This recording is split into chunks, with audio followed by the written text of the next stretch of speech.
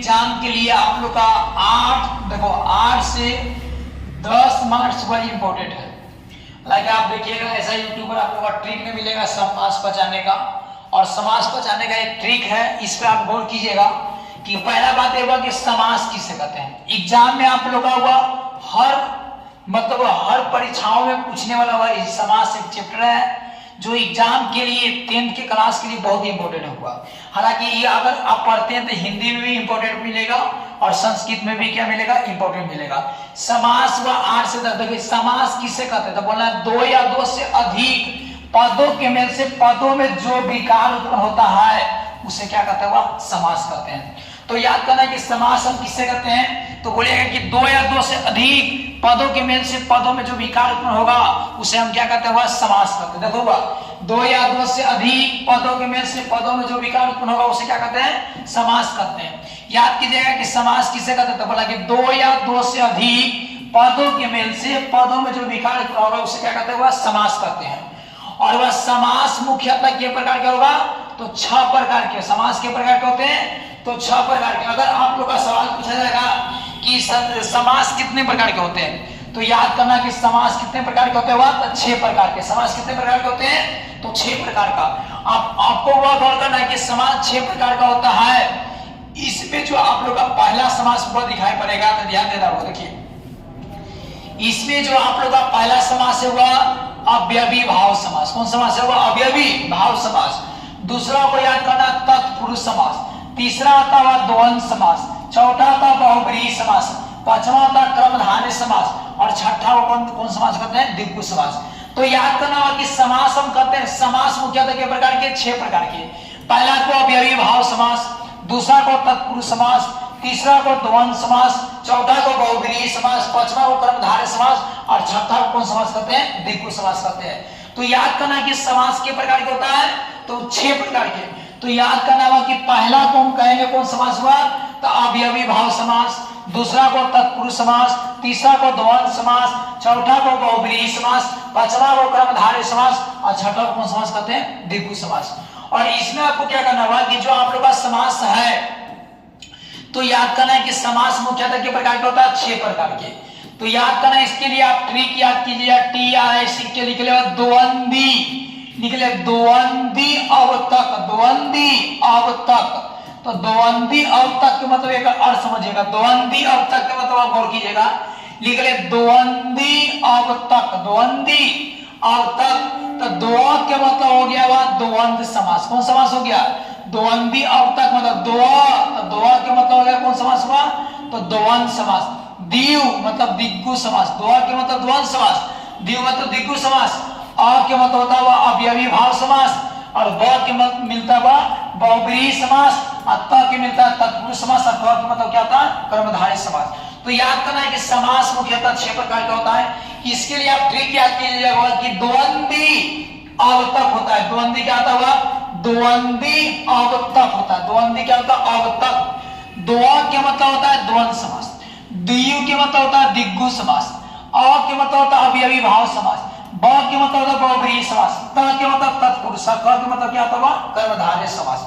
तो याद करना होगा कि जो आप लोग का समास है द्वंद्वी अवतक, तो पहला द्वंद्व समास, द्विगु समास, अव्ययी समास, बहुब्रीहि समास, तत्पुरुष समास और कर्मधारय समास। इसमें जो पहला आपको समास आता है, इस समास को आपको बहुत ढंग से ध्यान देना। देखिए पहला जो समास है वह आपको एग्जाम के लिए बहुत इंपॉर्टेंट है। हालांकि वह बच्चा को समास पहचानने में अभी तक भी होता है, बाकी हमको वह समास के लिए आप लोग का ट्रिक यूट्यूब पर मिलेगा हुआ।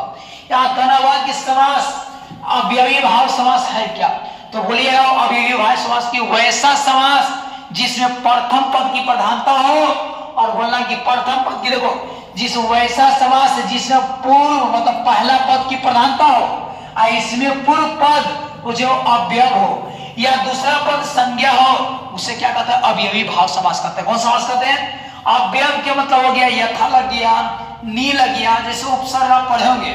बोला कि वैसा समास जिसमें प्रथम पद की प्रधानता होता है, और वह कहता है कि दूसरा इसमें पूर्व पद अव्यय होता है, दूसरा पद क्या हुआ, संज्ञा, उसे कौन समास कहते हैं, अव्ययी भाव समास। इसके लिए आप ट्रिक याद कीजिएगा कि अव्ययी भाव समास में हुआ कि जिस समास के प्रारंभ में, जिस समास के प्रारंभ में उपसर्ग या अव्यय लगा रहे, याद करना कि जिस समास के प्रारंभ में उपसर्ग या अव्यय लगा रहे उसे कौन समास कहते हैं? तो अवयवी भाव समास कहते हैं। तो याद करना कि अवयवी भाव समास किसे कहते हैं बोलना, तो जिस समास के प्रारंभ में उपसर्ग या कुछ लगा रहे अव्यय लगा रहे, तो आप याद करना कौन समास होगा? तो अवयवी भाव समास। तो याद करना हुआ कि जिस समास में उपसर्ग या क्या लगा रहा है? अव्यय लगा रहे, तो आप गौर कीजिएगा कौन समास होगा? अवयवी भाव समास होगा। जैसे में आपको अव्यय उपसर्ग के मतलब आप पढ़ेंगे हुआ, हिंदी में उपसर्ग की संख्या क्या होता है? 19 को, और संस्कृत में उपसर्ग की संख्या कितना होता हुआ? तो 22 को होता है। आप पढ़े हुए यथा है, जैसे वह आ है, नी है, ये सब कुछ उपसर्ग होता है। और ये शब्द के आगे अगर यथा, तो यथा संभव बोल देगा कि यथा संभव, या बोल देगा यथा शक्ति, बोलो यथा संभव, या आपको बोलेगा यथा शक्ति, यथा शक्ति मिलेगा, या स्वागतम। तो स्वागतम के मतलब सु प्लस आगतम, तो सु उपसर्ग लगा है, इसमें भी उपसर्ग है, तो कौन समास? अवयवी भाव समास। इसमें भी आ लगा है, तो कौन समास हो गया? अवयवी भाव समास। तो याद करना कि जिस समास में पूर्व पद की प्रधानता हो, मतलब पहला पद की प्रधानता हो और दूसरा पद क्या होगा? संज्ञा हो, और कहता है कि जिस समास के शुरू में अगर उपसर्ग या अव्यय लगा रहेगा तो समझना कि कौन समास है? अवयवी भाव समास। जैसे उपसर्ग या अव्यय का मतलब समझना कि आ हो गया, नी हो गया, उप हो गया, प्रति हो गया, अधि हो गया, ये सब कुछ उपसर्ग होता है। तो याद करना कि हिंदी में उपसर्ग की संख्या 19 को और संस्कृत में उपसर्ग की संख्या कितना होता है? 22 को। अगर 22 या अगर आगे लगा हुआ रहेगा तो कौन समास हो गया हुआ? तो अवयवी भाव समास। अब दूसरा समास के बारे में आप समझिएगा, लिखिएगा, देखिए ध्यान दीजिएगा। कथावाक्य की देखो, एक इसी में आप लोग का अवयवी भाव जो समास दिया गया है, इसमें भी एक अनजन्मी क्वेश्चन, इसके लिए भी एक ट्रिक होगा। आप अवयवी भाव समास कब कीजिएगा? कहता है कि जिस समास में एक ही शब्द की पुनरावृत्ति हो, मतलब एक ही शब्द बार बार आएगा। जैसे कहता है कि धीरे धीरे, एक ही शब्द है, पूछेगा कि धीरे धीरे में कौन समास है, तब बोलिएगा कौन समास हुआ? तो अवयवी भाव समास। बोलिएगा धराधर, एक ही शब्द धराधर, धराधर, एक ही शब्द, तीवी कौन समास हुआ? अवयवी भाव समास। निकलेगा भागम भाग, भागम भाग, तीवी कौन समास होगा हुआ? अवयवी समास। मतलब एक ही शब्द का पुनरावृत्ति मिलेगा तो इस समास को कौन समास करते हैं? तो अवयवी भाव समास करते हुआ। इसमें अगर आपको गौर करना, अगला वाला एग्जाम के लिए बहुत इंपॉर्टेंट है। 2 नंबर हुआ द्वंद समास। कुछ हुआ? द्वंद। तो याद करें कि द्वंद समास हम कहते हैं किसे? तो बोला कि वैसा समास जिसमें दोनों पद की क्या हो? प्रधानता हो, तथा उभय पद की भी प्रधानता, उसे कौन समास कहते हैं? आपको ऑब्जेक्टिव में मिलेगा कि किस समास का बोला कि बोला कि वैसा समास जिसमें दोनों पद की अगर प्रधानता हो उसे कौन समास कहते हैं? तो वह द्वंद समास कहते हैं। जैसे वह द्वंद समास दोनों पद की प्रधानता हो, जब भी मिलेगा तो जोड़ा में मिलेगा, बीच में डैश मिलेगा। लिखा देखो, पशु पक्षी, माता पिता, दाल रोटी, भाई बहन, तो दोनों अधिक हुआ। ये जब भी है तो बीच में आप लोग का डैश मिला। जैसे पूछेगा कि भाई और बहन में, भाई बहन में कौन समास? बीच में डैश मिला, तो समझिएगा कौन समास हुआ? द्वंद। जब भी रहेगा तो ये दो को बनेगा, तो बोला कि वैसा समास जिसमें दोनों पद की क्या हो? प्रधानता हो, दोनों पद का अर्थ निकलता है, उस समास को कौन समास कहते हैं? द्वंद समास। जैसे में आप लोग का वह मिलेगा, वह देखो दादा दादी हो गया, दादा दादी, आप लोग का बीच में अलग अलग शब्द है और दोनों का वह अर्थ निकलता है। पशु पक्षी दुद्दू को में आ जाएगा, बीच में डैश, पकड़ लेना कौन समास हुआ? अवयव द्वंद समास। जैसे हुआ कहता है माता पिता, दाल रोटी, भाई बहन, कौन समास होगा हुआ? तो द्वंद समास हो गया। जैसे भी एग्जांपल आप समझिएगा, आज और मिलेगा वो कुछ हुआ कल, दो में मिलेगी आज कल, तो कौन समास हो गया? तो द्वंद समास। कौन समास हुआ? द्वंद। इसी तरह से आप गौर कीजिएगा कि द्वंद समास हो गया ना, तो द्वंद समास के बाद आता है, इसमें आप ट्रिक याद कीजिएगा। हालांकि आप लोग का द्वंद समास पकड़ने में दिक्कत होता है, तो बोलेगा द्वंद समास को विभक्त करने पर वो कर, उसमें कहता और चिन्ह का निर्माण होता है। जैसे कहता हुआ कि आप देखिए, जैसे में माता पिता है, माता आई में बीच में डैश है, तो इसको हम विभक्त करेंगे, तोड़ेंगे, तो बनेगा ऐसा हुआ माता और क्या बनेगा? वह पिता होगा। माता और क्या मिलेगा? पिता। जैसे भाई बहन लिखा हुआ है, तो इसको आप तोड़िएगा तो बनेगा भाई और क्या होगा हुआ बहन, भाई और क्या मिलेगा हुआ बहन। तो याद करना हुआ कि हम द्वंद्व समास किससे करते हैं, तो बोला कि वैसा समास जिसमें दोनों पद की प्रधानता हो उसे हम कौन समास करते हुआ, तो द्वंद्व समास करते हैं। आप इसमें आप गौर कर सकते हो कि द्वंद्व समास का मतलब आपको समझ में आ गया होगा कि वैसा समास जिसमें दोनों पद की क्या हुआ प्रधानता हो उसे कौन समास करते हुआ, द्वंद्व समास करते हैं।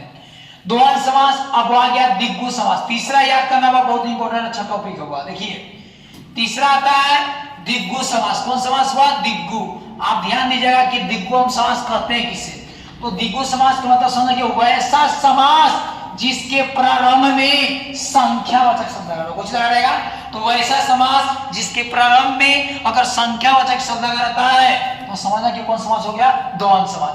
जैसे कहता हुआ कि नवरत्न, नवरत्न हुआ तो नव के मतलब होता है नौ, नव के मतलब कुछ होता है नौ।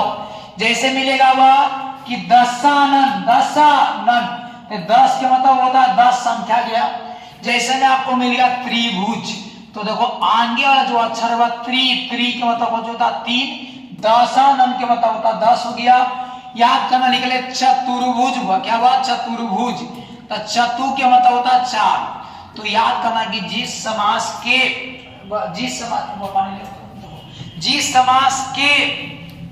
याद करना कि जिस समास के प्रारंभ में संख्यावाचक शब्द लगा रहेगा तो समझना कि कौन समास होगा, तो याद करना दिग्गु समास। जिस समास के प्रारंभ में कौन समास हुआ लगा रहेगा, तो संख्यावाचक शब्द लगा रहेगा तो आप समझिएगा कौन समास हो गया, दिग्गु समास। लिख लेगा नवरात्रि, नव के मतलब 9 हो गया, नव के मतलब कुछ हुआ नव मतलब 9 हो गया, संख्या लग रहा है 9। पंचगंगा मतलब 5 हो गया, यानी कुछ लग रहा है 5 संख्या लगा हुआ है।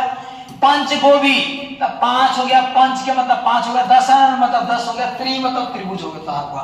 तो याद करना कि जिस समास के प्रारंभ में अगर संख्यावाचक शब्द लगा रहेगा तो समझना कौन समास हो गया, तो वह दिग्गु समास। कौन समास हुआ, दिग्गु। इसके लिए एक ट्रिक है वह, आप इसका ट्रिक पर ध्यान दीजिएगा। कथा है देखो वह कि जिस समास में लोक हो गया, रथ हो गया, बट हो गया, पद हो गया, सद हो गया, मूल आदि शब्द लगा रहे और उसमें कहता है ई लगा दो, ई लगा के जो शब्द का निर्माण होता है वो हो जाता कौन समास हुआ, दिग्गु समास। जैसे कहता त्रिलोकी, देखो लोक लगल है, वटी लगा हुआ है, शक्ति लगा हुआ है, तो समझ आई कौन समास हुआ, तो दिग्गु समास। हालांकि हमको ई न लगता होगा कि दिग्गु समास पहचानने में आप लोग का दिक्कत हो रहा होगा। अगला बात ध्यान दीजिएगा, अगला बहुत इंपॉर्टेंट अच्छा टॉपिक होगा बहुव्रीहि समास। और इस बहुव्रीहि समास को आप चुटकी उड़ा लीजिएगा, ध्यान दीजिएगा, और बहुत अच्छा टॉपिक है बहुव्रीहि समास। देखिए ध्यान दीजिएगा, कहता है कि जिस समास में अन्य पद की प्रधानता हो उसे कौन समास कहते हैं, तो बहुव्रीहि समास। तो याद करना होगा कि जिस समास में अन्य पद की प्रधानता हो उसे हम कौन समास कहते हैं, तो बहुव्रीहि समास कहते हैं। जैसे मिलेगा बहुव्रीहि, तो याद करना कि जिस समास में अन्य पद की प्रधानता हो उसे हम क्या कहते हैं, बहुव्रीहि समास कहते हैं। जैसे निकलेगा अगर वह अन्य पद की प्रधानता का मतलब आपको समझ में नहीं आ रहा है तो निकले बहुव्रीहि समास का मतलब आप समझिएगा। आपको गौर करना होगा कि बहुव्रीहि समास मतलब समझिएगा कि जिस समास से अगर भगवान का बोध हो जाएगा ना हुआ तो याद करना कि कौन समास है, बहुव्रीहि समास। जैसे आप वह लिख रहे हैं श्वेता अंबर, श्वेता अंबर, तो श्वेता अंबर के मतलब होता है सरस्वती जी। तो देखो भाई भगवान का बोध हो रहा है सरस्वती, होता है सरस्वती जी, तो श्वेता अंबर का मतलब होता है सरस्वती। दूसरा बात याद करना हुआ निकले बिना पानी, कौन पानी, बिना पानी, तो एक कहते हैं इसको बिना पानी के मतलब सरस्वती जी होते हैं, और बिना पानी को रखते हुआ तो सरस्वती जी के पास है। तो कहता है कि जिस समास में अगर भगवान का बोध होगा तो कौन समास होगा, बहुव्रीहि समास। जैसे चक्रपाणी मतलब विष्णु जी हो गए, नीलकंठ नीलाकंठ मतलब हो गया शंकर जी हो गए, लंबोदर गणेश जी हो गए, चंद्रशेखर मतलब शंकर जी हो गए।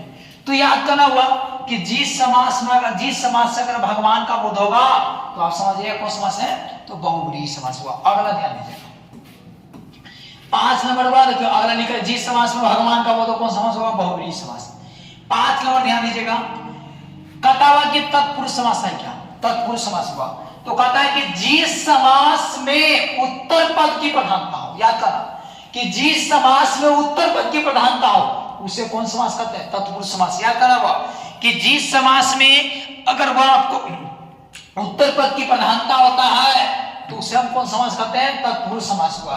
तो याद करना कि जिस समास में उत्तर पद की प्रधानता उसे कौन समास हुआ? तत्पुरुष। जैसे निकले राजपुत्र, जैसे में आप गौर कीजिएगा राजपुत्र, इसको अगर वह इसको विभक्त कीजिएगा ना, कदा संबोधन कारक तथा कर्ता कारक को छोड़कर जो शेष कारक मिलेगा ना, तो उस समास को विभक्त करने पर कारक चिन्ह क्या होता है? लुप्त होता है। जैसे इसको तोड़ेंगे राजपुत्र, राजपुत्र तोड़िएगा तो टूटेगा, राजा का क्या बनेगा? वह पुत्र बनेगा, राजा का पुत्र। तो देखो का चिन्ह छिपा हुआ है। जैसे लिख रहे लौह पुरुष, लौह पुरुष, तो याद करना लौह पुरुष का मतलब होता है वह लौह का पुरुष, लौह का क्या होता है? पुरुष।